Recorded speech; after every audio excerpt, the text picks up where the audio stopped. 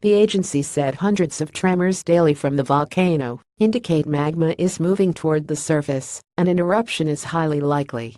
Sutopo Purwonugroho, the agency's spokesman, said evacuees are spread across more than 370 locations on the island, and their numbers are continuing to rise.